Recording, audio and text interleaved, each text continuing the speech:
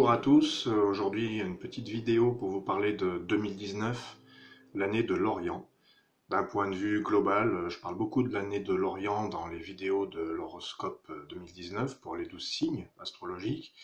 Donc il y a toujours un petit moment où je montre cette carte qui s'appelle l'Orient, la 12. Alors pourquoi la 12? C'est très simple, quand on additionne tous les chiffres de 2019, 2 plus 0 plus 1 plus 9, on trouve 12.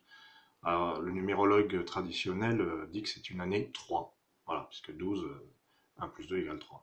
Alors dans le système des harmoniques, on va s'intéresser au nombre 12, qui correspond à la 12e carte du jeu, l'Orient, et qui nous parle de l'Orient. Alors, d'un point de vue, on va essayer de voir un petit peu tous les sens qu'on peut donner à l'Orient. Alors déjà sur l'image, on reconnaît le Bouddha qui ferme les yeux, le Bouddha qui est donc la sagesse orientale. On a ce soleil là qui se lève avec la forme en Y là, qui va représenter l'ouverture, hein, et le lever du jour, puisque c'est à l'est que le soleil se lève, comme chacun le sait, en tout cas en apparence. Donc l'Orient va nous connecter avec ce soleil intérieur. Il nous donne un message d'espoir, puisque ce soleil qui se lève, eh bien, évidemment, c'est une image. Hein, ça va nous parler d'un éveil, un éveil intérieur, un éveil personnel, un éveil parfois pas collectif. Mais l'éveil, c'est quoi? Est-ce que c'est un moment d'illumination précis, à un moment donné où on va se retirer sur une montagne ou dans un monastère et puis attendre l'éveil après moult méditations? Dans le système des harmoniques, l'Orient ne parle pas de ça. En fait, dans le système des harmoniques, l'Orient en tant que lever du soleil, donc lever de la conscience, l'éveil, c'est quelque chose qui n'attend pas un moment précis. Euh, c'est permanent en fait. On nous parle d'un éveil permanent. Alors c'est vrai que ce soleil qui se lève, en apparence, il se lève parce que la Terre tourne autour, etc. En réalité, le soleil ne se lève pas, il est toujours là, il rayonne, il fait brûler ses flammes dans le cosmos et il n'y a pas de lever ni de coucher. On est bien d'accord que ce n'est que visuel. Moi, je prends ça comme une sorte de clin d'œil au fait que il se lève pas, il se couche pas, il est en permanence éveillé. L'éveil, c'est à chaque instant. Je traduis ça comme ça. Donc, on nous dit, n'ayez pas d'attente d'un éveil ou d'une illumination ou d'une révélation. L'illumination, la révélation, bah, elles sont en nous. Hein, c'est ce fameux soleil intérieur. Donc, message d'espoir de 2019, c'est focalisons un petit peu à l'intérieur sur ce soleil qui vient de l'intérieur et qui peut se lever, entre guillemets, et qui peut nous éclairer, nous illuminer. Et ça, c'est à chaque instant. Il y a pas de moment, tiens, ben, je vais m'éveiller à ce moment-là.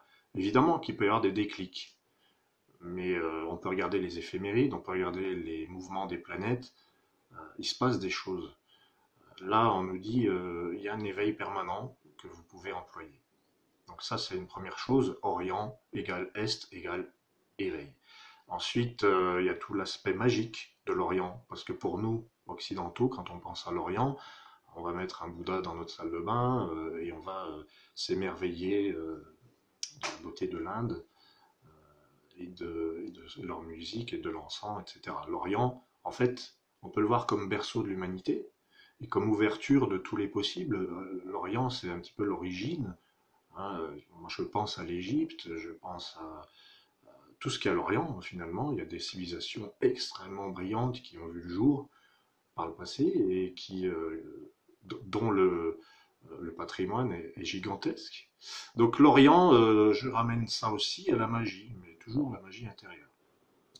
Cette magie, Sésame, ouvre-toi, voilà, c'est les contes des mille et une nuits. L'Orient, on peut le voir comme ça. Évidemment, quand on parle d'Orient de nos jours, il va y avoir encore toute une sorte d'imagerie avec des peurs aussi, et avec tout ce que ça implique, tout ce que ça suppose. Cette civilisation de l'Orient, elle a bien changé depuis les pyramides, depuis euh, les splendeurs des mille et une nuits, évidemment, tout ça est très différent aujourd'hui. Mais le message de l'Orient, c'est, souvenez-vous que ce soleil de l'Est, ce soleil de l'Orient, c'est aussi de la magie. C'est de la magie et vous pouvez l'éveiller en vous. Donc nous avons cette partie-là aussi, cette partie magie orientale qui peut nous inspirer. On peut s'inspirer de la magie intérieure qui est... Alors évidemment, je ne suis pas en train de dire qu'à l'Occident, il n'y a pas de magie, évidemment, partout, la magie elle est partout. Les peuples occidentaux, les peuples à l'Ouest, les peuples amérindiens, la magie est partout. Ce que je veux dire par là, c'est peut-être que c'est la naissance, l'Orient, c'est peut-être vraiment le berceau de l'humanité, dans le sens le berceau d'une civilisation, le berceau de mythes, d'une culture qui nous a amenés à l'astrologie notamment. Hein, l'astrologie est originaire de Chaldée, Moyen-Orient, Mésopotamie, enfin voilà. Donc, qu'est-ce que cet Orient apporte aussi en tant que signe d'éveil, hein, parce qu'il y a des gens qui sont nés sous l'harmonique 12, signe de l'éveil. Il y a cette idée de prendre de la hauteur. Il y a cette idée de le soleil se lève ou donne l'impression de, et on voit les choses dans leur ensemble tout d'un coup quand on est un peu plus haut. On voit plus de choses. On n'est pas enfermé, confiné dans son petit monde personnel. On a envie de voir plus grand, voilà, plus grand, plus haut. L'Orient, c'est aussi ça, et ça coïncide, si je puis dire, avec, en astrologie, ce Jupiter qui rentre en Sagittaire. Je fais un petit peu d'astrologie aussi. Jupiter, le maître du signe du Sagittaire, qui nous dit de voir grand, qui est très ambitieux, qui pousse les limites, qui voit grand, qui est généreux, c'est le grand Jupiter. Donc ça me ramène un petit peu à cette idée de l'Orient qui nous dit voyez plus haut, ayez confiance, retrouvez votre soleil intérieur. Voilà, Jupiter en Sagittaire. Il y a également en astrologie traditionnelle quelque chose d'intéressant. En 2019 et 2020, c'est la rencontre de Saturne et de Pluton. Saturne, l'autorité, les structures, la colonne vertébrale. Pluton, les grands bouleversements, mort et renaissance, Pluton. Donc, en 2019, à quoi va-t-on s'éveiller? Peut-être à un nouveau rapport à l'autorité, à la structure, à tout ce qui nous structure, les gouvernements. L'autorité, est-ce que ça fonctionne encore ou est-ce que ça ne va pas changer à un moment donné? On observe un petit peu partout dans le monde des crises d'autoritarisme. L'autoritarisme, c'est quelque chose, d'après moi, qui ne peut pas durer. Alors, tout est relatif, mais on est en train de nous dire éveillez-vous et ne laissez pas faire l'autoritarisme qui vous sclérose, peut-être. Il y a peut-être ça, mais je parle vraiment d'une manière très, très générale, très universelle, même dans votre vie privée. Lorsque quelqu'un, là je parle vraiment dans le microcosme, hein, dans un couple, dans une famille, dans un travail, n'importe, ces rapports de domination et d'autoritarisme très sclérosants sont peut-être en train d'arriver à une sorte de paroxysme et du coup ça va entre guillemets péter comme on dit. On sent bien que les énergies sont très très difficiles, très extrêmes et donc que nous dit l'Orient avec ça? Il nous dit prenez de la hauteur, éveillez votre soleil intérieur et agrandissez un petit peu, élargissez votre conscience. Tout ça c'est pour faire mourir quelque chose pour le faire renaître. D'ailleurs, dans les harmoniques, cette mort et renaissance symbolisée par Pluton, on la retrouve bien hein, avec ce phénix. Le phénix, c'est mort et renaissance. C'est mort et renaissance de quoi? Si on s'intéresse un petit peu à l'alchimie, eh c'est mort et renaissance de l'ego. On fait mourir quelque chose de l'ego qui va renaître plus rayonnant, plus fort, hein, qui va prendre un cran au-dessus. Avec ce Pluton, c'est un petit peu ça le message. Pluton, le phénix. Okay. Et Saturne, ça nous rappelle le lotus en harmonique, c'est la carte de la pureté et de l'essentiel. C'est pas la carte de l'autorité, mais c'est la carte qui nous dit d'aller à l'essentiel. C'est un petit peu pour aller encore plus au fond du message de Saturne, hein, qui va trancher, qui va nous obliger à penser à ce qui est vraiment en priorité, ce qui est vraiment important, euh, matériellement, concrètement. Voilà, donc le lotus nous dit pensez à l'essentiel, épurez-vous. C'est le stade de l'épuration. Voilà, du lotus.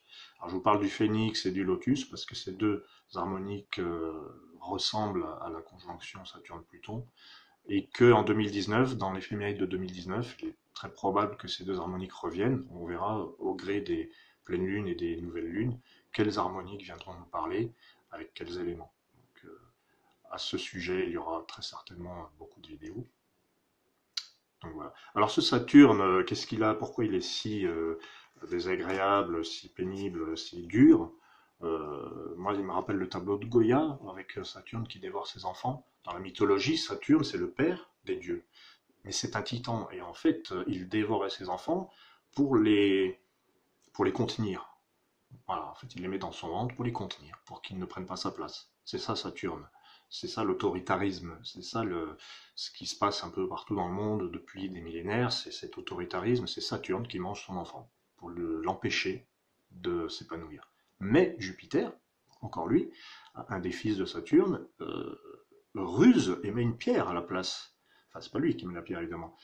Euh, c'est la mère qui met une pierre à la place du bébé, et Saturne, je dirais, un peu brut de décoffrage, va manger la pierre. Ça paraît un peu gros, mais c'est vraiment ce qui s'est produit, puisque Jupiter a survécu et il est devenu à son tour le roi des dieux. Puis après, il s'ensuit toujours des cycles et des évolutions, puisque Jupiter a été considéré comme le roi des dieux, et que maintenant, après, nous avons les religions, etc. Donc, c'est ça Saturne. Saturne qui mange son enfance et Saturne qui contient ceux qu'il va considérer comme des êtres potentiellement dangereux. Donc voilà, Saturne et Pluton, il y a un bouleversement par rapport à cet autoritarisme, il y a une volonté de revenir à un mode de vie plus sain, à des relations plus saines. Voilà. Donc l'Orient nous dit à tous, prenez de la hauteur, éveillez votre soleil intérieur et voyez grand, voyez lumineux. Rappelez-vous de votre magie, la magie de Sésame. Sésame, ouvre-toi, frappez, on vous ouvrira, demandez, on vous répondra. Tout ça, c'est des messages d'espoir, c'est des messages finalement très positifs. Je vous souhaite une excellente année 2019 et avec beaucoup de magie, beaucoup d'espoir, retrouvez votre soleil intérieur.